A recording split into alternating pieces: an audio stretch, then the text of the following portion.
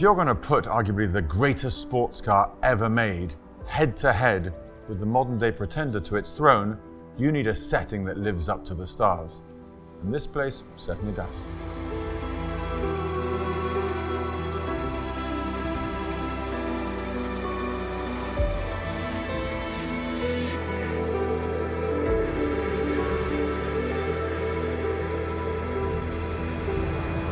There were various different configurations over the years, but the main one triangulated Reims itself and the villages of Gueux and Trillois. It was about 8 kilometers long, punctuated by two 2.2 kilometer long straights. They would have been absolutely flying. 90 years ago, some of the greatest motor racing battles in history were fought here. Bugatti, Alfa Romeo, and then after the war, Ferrari, Maserati, right through until the 1960s. In fact, 50 years ago, the last Formula One Grand Prix took place here. A few years later, motorcycle races stopped as well. And since 1972, it's been abandoned. Everybody raced here, all those guys in the 20s and the 30s, the heroes in the 50s, you know, Mike Hawthorne, Peter Collins, Alberto Ascari, the guys in the 60s, Bandini, Jackie Stewart, Jack Brabham, Graham Hill, they were all here. And it is a beautiful place, and this is kind of a monument to those great names.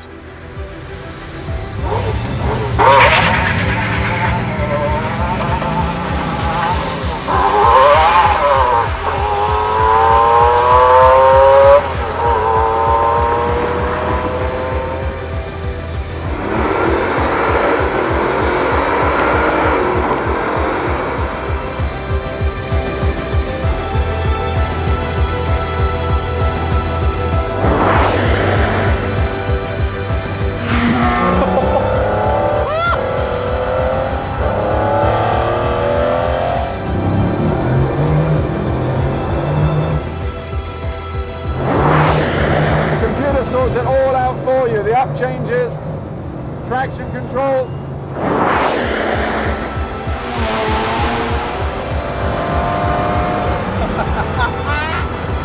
This is amazing, this car!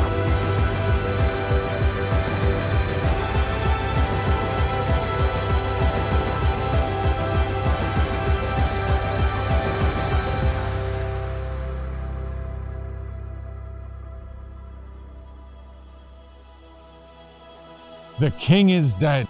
Long live the king. The Bugatti Veyron is no longer. The last one has been delivered. Its place at the top of the supercar tree has ended, and its replacement is already about to enter production. So, will it be a collector's car in the future? Will it be the heir to some of the greats? And in particular, can it take the place of the king of them all, the McLaren F1?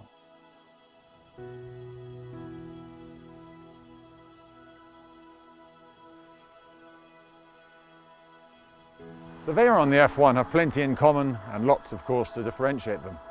Both were the product of fertile minds with absolute devoted focus. In one case, Ferdinand Piëch, the boss of Volkswagen, wanted to leave his indelible mark on history by creating the ultimate supercar. The other, Gordon Murray, one of the great Formula One designers of his generation.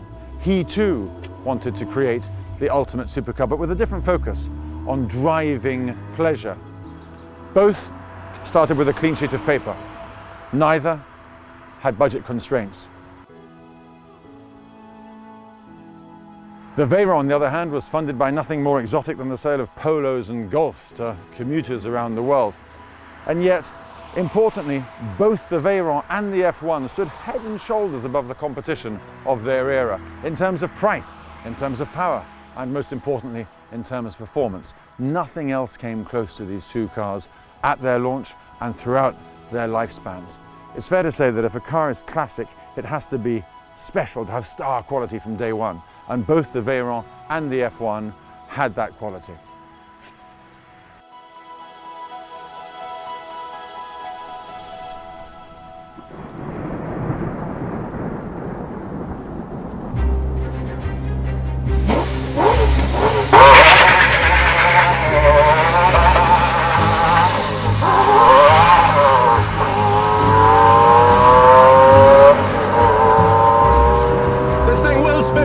In fourth gear, I believe.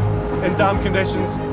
But I think one of the reasons why this car has become such an iconic car, I hate that word, everything's iconic these days, but the McLaren F1 justifies it because it's utterly unfiltered, it's pure, the steering is pure.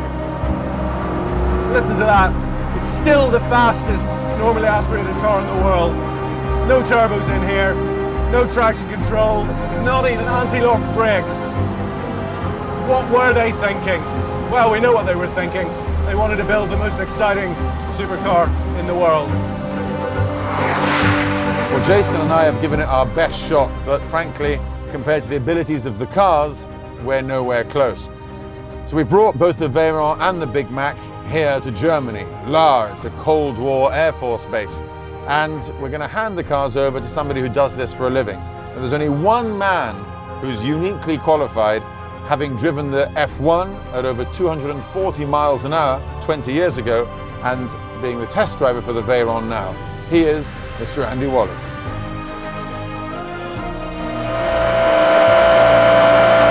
$289, $390.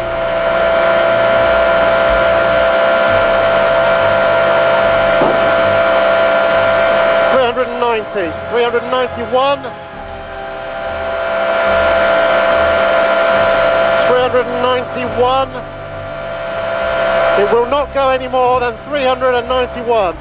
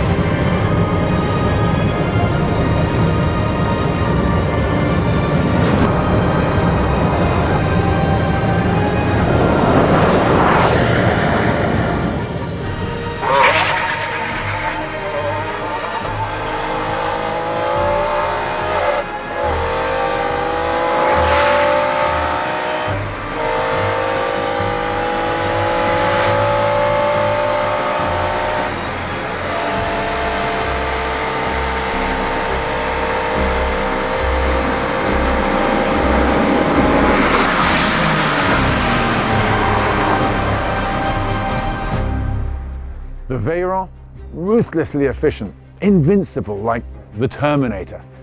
The F1, on the other hand, is a flawed but timeless British hero, rather like James Bond. Both push the boundaries like nothing else of their time. Both represent the absolute best that money could buy. In 100 years, people will look at these cars on the rare occasions that they come out. Traffic will stop.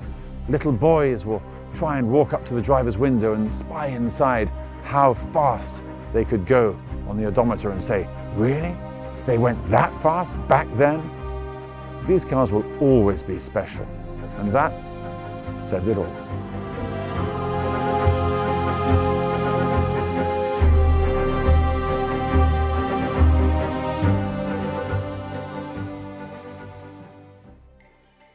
So we put them through their paces. Is the Bugatti Veyron the next F1?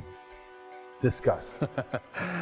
I think they're both, they're the kings of their respective eras, I think. You know, firstly, thanks for letting me drive the F1. I've waited a long time. I kind of grew up reading about that car. I grew up reading about your exploits in that car. What did you do, 240.8 miles per hour? Something like that. Yeah, something like that, like he doesn't know. Modestly. all right, it was 240.14, but it was 243 in one direction. Okay, all right, but you have to do both runs. So, yeah, for me, the thing about the F1 is that it embodies a lot of things I really love and cherish in a fast car. It's very light, it's got a manual gearbox, minimum of driver aids, as we discovered out there on a very wet runway earlier. And the Veyron is much heavier, much more powerful, much more of a kind of machine that's got, you know, I'm gonna win, you know? I'm not, and in that respect, it's sort of less appealing, but you cannot deny that it is a monumental piece of engineering and a huge achievement. The other thing I love about the Veyron And it's a bit of a cliche, but it's a big, heavy car. It might have an enormously powerful engine, but the way it behaves on a twisty road, it suddenly feels like a car that weighs at least, I'd say, the equivalent of a Caterham 7 less. Feels like a 1.5 ton car, not a 2-ton car. You know, the way it turns in. Oh, that's much better. That's what impressed me the most, is the way that you can sit in that car, looking through the windscreen at a rain-swept runway, and a very rain-swept runway, and put it into drive, nail the throttle, and just hold on. Not even hold on tight, just hold on. It's going to do it. And the rate at which the runway rushes towards you, and the volume of water that you're sweeping out from behind the car in the rearview mirror, it's unreal. You think this car defies the laws of physics. Okay, I'm going to lob something in, maybe be a bit devil's advocate. What about the whole question of machines having soul and character, and the criticism that's often leveled at the Veyron is that it is kind of too much of a kind of blunt, not a blunt instrument, I think that's doing it down, but it's so ruthless, you know, it gets the job done, there's no question.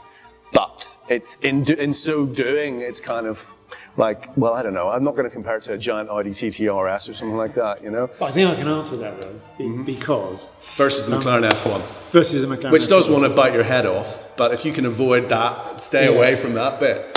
You could, on a certain day, you could get a more exhilarating ride in the F1 for sure. But you would have to be pretty lucky that nobody did anything silly in front of you. And You'd have to be you as well, wouldn't you? You'd have to have that ability. Or lots of others. But the thing with the Bugatti, quite often people, especially if they're not car people, but even if they are car people, they say, well, how fast does that go? 407, whatever. Oh, that's crazy, where can you use that? But I think that's missing the point. The point is that on any given road, in any condition, as long as it's not standing water, you can come around the corner, you can see a little bit of tarmac that's straight ahead and there's nobody there. You can press the pedal down and you get this unbelievable rush of acceleration, which puts a smile on your face. I've been driving these cars for so long and I still get this stupid childish grin on my face when I press the throttle down. It all goes onto the road. Do you use your thumb? Nobody needs a car in the modern era. In fact, nobody needs a car full stop, but nobody certainly needs a car that does more than 70 miles an hour. It's not legal to drive at much more than that anywhere in the world. However, nobody also needs a tourbillon watch when your phone tells the time more precisely and always will do. But it's that desire to do more, to achieve, to push the boundaries that put man on the moon. Let's face it, nobody needed to do that either. But then they've stopped if you trying can, as well, unfortunately. But if you can, why not try? And in fact, Concorde, it's craftsmanship. The Veyron was the kind of Concorde moment with cars as well. And of course, they don't fly Concorde anymore either. So, yeah, I think we can't get into the whole argument about, you know, oh, why do you 400 kilometers an hour or whatever, you know.